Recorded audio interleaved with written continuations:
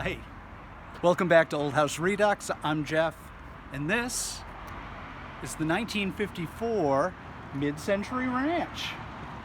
And we've already gotten underway improving the curb appeal. Starting in the front, just a few days ago, we took a cupola that was on top of this garage off the roof. There's a little black spot there that I'm going to try to figure out something to blend it with the rest of the roof. The garage door has not been painted yet. It still has a bluish gray, where we've moved to this color, which is called Stone by Benjamin Moore. And that will be the color of the garage door, just to get the blue out of the house here. This doorway here was redone last fall. It used to be flush here. You can see I set it back about a foot. It used to be flush with the front facade, and it was a 1960s looking 2 storm windows on either side of a aluminum screen door that had some sort of floor-de-luve something going on with the pattern within the glass. So took that out, put in this beautiful new door, added some can lights above it. Looks fabulous.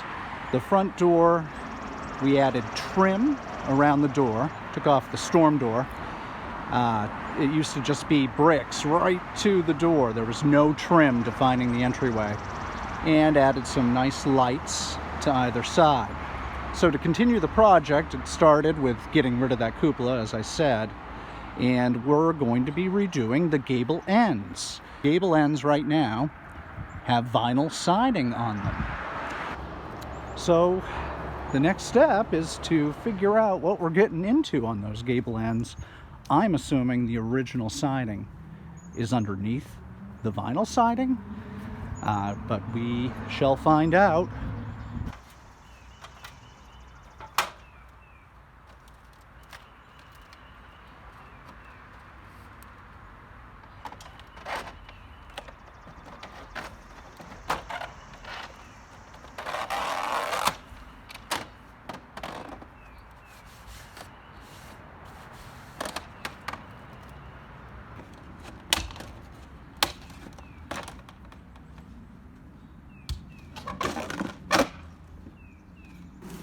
Turns out it is the original siding, and it's in fabulous condition.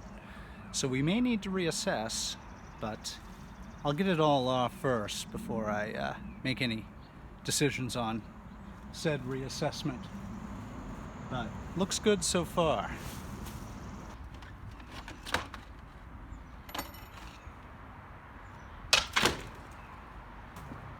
OMG, look at this. Straight from 1954. It's scalloped at the bottom. Isn't that something? Ha! Well, that's pretty cool. But man, this wood under here is in excellent shape. The paint's not coming off at all. It is firmly on there. I'm guessing this vinyl job was done fairly early on in this house's life. Obviously the scallops aren't staying, but pretty cool nonetheless to look at for now. Let's get the rest of this off. Up on the roof now, and we're having some good luck over here too. This stuff's in really good shape.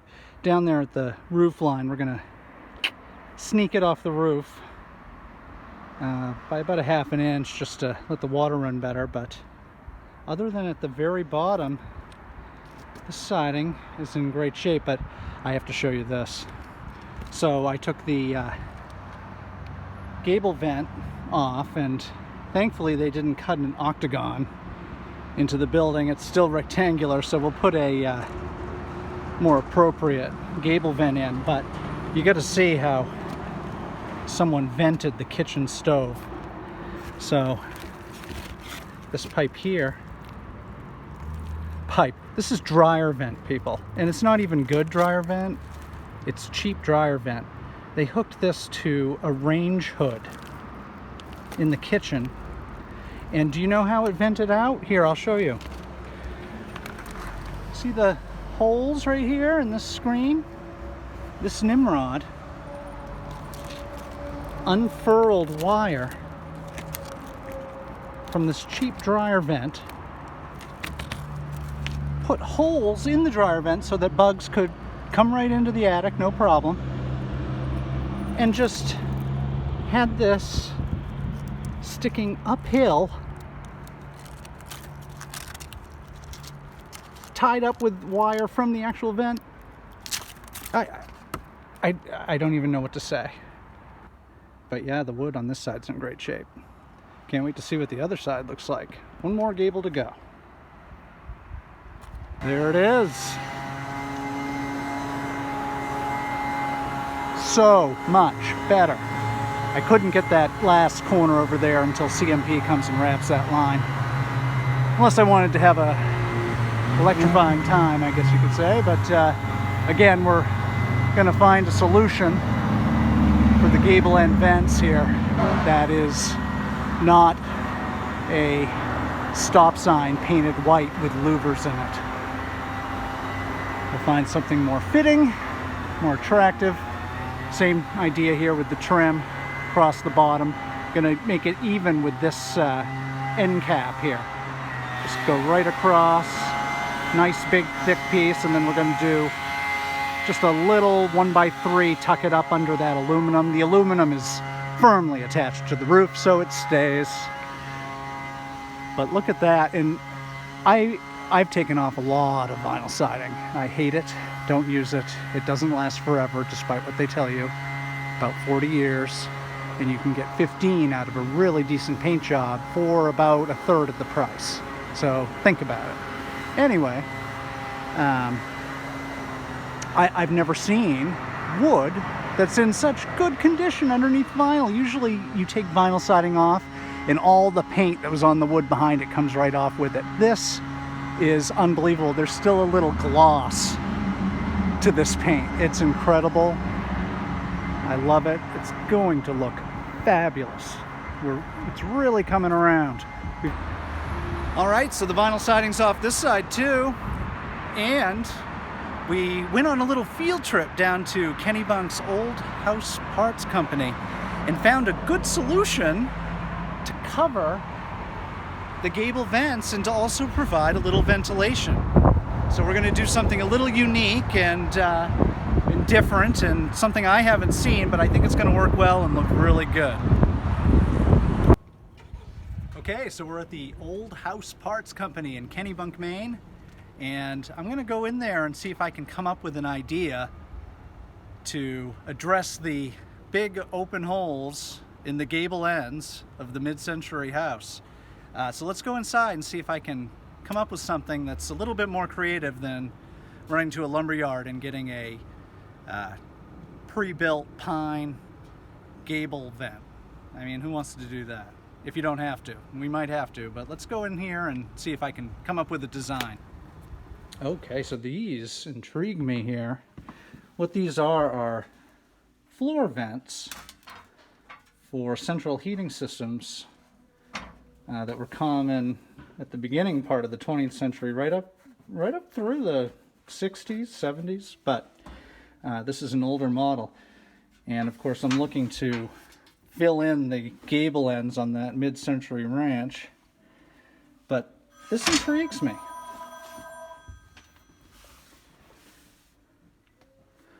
So if you look here, we have these grates already built in and they're adjustable.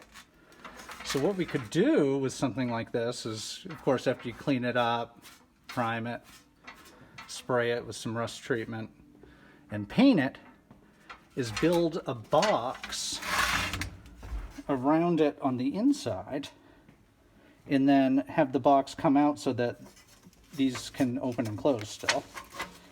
They open and close. Build the box, have a screen mounted behind it, and then mount this to the house and then trim around it with the house trim. So that's an idea. Not a gable end vent, but definitely pretty groovy, that table. And then this beautiful Magnavox record player. It's pretty cool. Oh, this one's cool. I don't know as if the... In fact, I know that's too steep. It wouldn't fit there, but I like the concept, and check this out. This one has a built-in window. So in the wintertime you could close it. Oh, I love that. It is pretty cool. It's very cool. The only thing is I'd have to replicate it for the other side because I need two identical ones. Okay, so this is what I'm going with for gable vents. I got two that are similar. And here, I'll come a little closer so you can hear me better. So how we'll do it is I will build a box out of 2x, probably 4 would be fine, and then put the screen apparatus behind this, which will be facing the street. We'll wrap this with 1x5 trim all the way around. And I mean, if you were ambitious enough, you could open and close this every winter and not lose any heat. But this will keep the rain out, and yeah, I think a nice inventive way to tackle gable vents on this mid-century. So let's get them back to Portland. So that's going to do it for this week. We got a great start on the mid-century ranch house here, and it already looks better with the vinyl siding off. And with the improvements we're going to make in trim and with the new gable vents, it's going to be really cool looking when we're all done. So I hope you continue to join us for the work we do on this house. There'll be a few more episodes here.